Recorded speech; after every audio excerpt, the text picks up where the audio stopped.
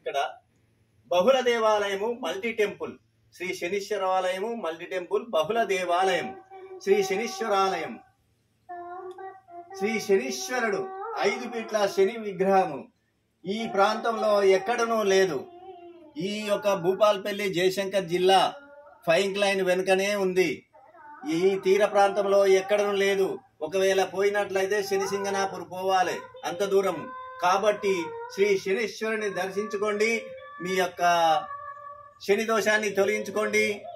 7.5 సంవత్సరం శని దోషము 7.5 అంటారు దానిని. అదే విధంగా అష్టమ శని, అర్ధాష్టమ శని దోషమున్నవారు దర్శించుకోండి. శనికి తైలాభిషేకం జరిపించుకోండి. మీ యొక్క శని దోషమును తొలగించుకోండి. శని కృపకు పాత్రులు కండి. అదేవిధంగా ప్రతి శనివారము తైలాభిషేకం జరపబడుతుంది. మీకు శని ఉన్నవారు వచ్చి సంప్రదించండి, తైలాభిషేకం జరిపించుకోండి. మీ యొక్క శని దోషమును తొలగించుకోండి. శ్రీ శనీశ్వరాలయము బహుళ దేవాలయము ఫైంక్ లైన్ వెనుక. మా యొక్క వివరములకు సెల్ నెంబర్ 9963345015 9963345015. శ్రీ శనీశ్వరుని దర్శించుకోండి. శని కృపకు పాత్రులు కండి. ఓం శం శనిశ్చరాయ నమః. సువర్చలాదేవి సమేత శ్రీ కార్యసిద్ధి ఆంజనేయ స్వామి. సువర్చలాదేవి సమేత శ్రీ కార్యసిద్ధి ఆంజనేయ స్వామి. మనము ఏదైనా కార్యము తలపెట్టినప్పుడు కార్యసిద్ధి కావాలంటే శ్రీ కార్యసిద్ధి ఆంజనేయ స్వామిని దర్శించుకొని పోయినట్లయితే మన కార్యము తప్పనిసరిగా కార్యసిద్ధి కలుగుతుంది. కాబట్టి సువర్చలాదేవి సమేత ఆంజనేయ స్వామిని దర్శించుకోండి. ఆ తదుపరి ప్రతి జ్యేష్ఠ మాసంలో శ్రీ సువర్చలాదేవి సమేత ఆంజనేయ స్వామి కళ్యాణం కూడా జరపబడుతుంది ఈ దేవాలయంలో. అదేవిధంగా ఈ దేవాలయంలో దుర్గా పంచాయతన దేవతలున్నారు. మధ్యలో అమ్మవారుంది. మహాకాళి, మహాసరస్వతి, మహాలక్ష్మి స్వరూపస్య శ్రీ దుర్గాదేవి దుర్గా పంచాయతనమంటారు.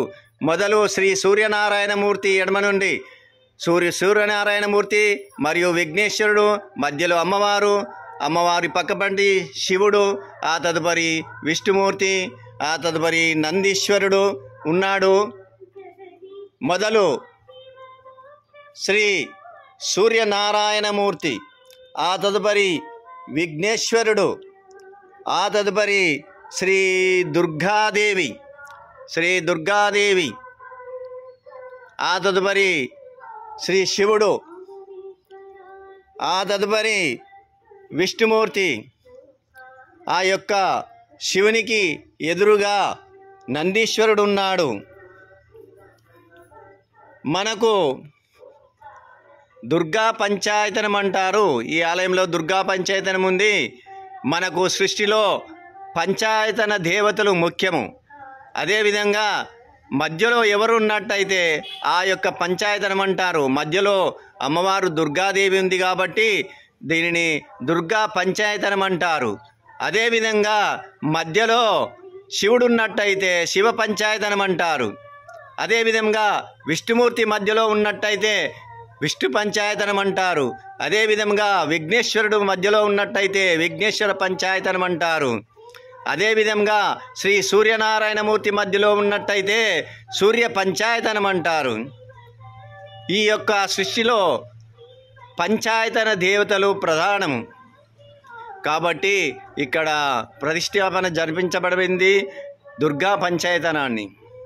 ఆ తదుపరి యొక్క శ్రీ దుర్గాదేవి ఎదురుగా దుర్గాదేవి యొక్క సింహము ప్రతిష్టాపించబడినది. అదేవిధంగా మనకు ఇచ్చట ఆదివారం నుంచి శనివారం వరకు దేవతలున్నారు. ప్రతి వారము యొక్క దేవతను దర్శించుకోవచ్చును, పూజ జరిపించుకోవచ్చును, అర్చన జరిపించుకోవచ్చును.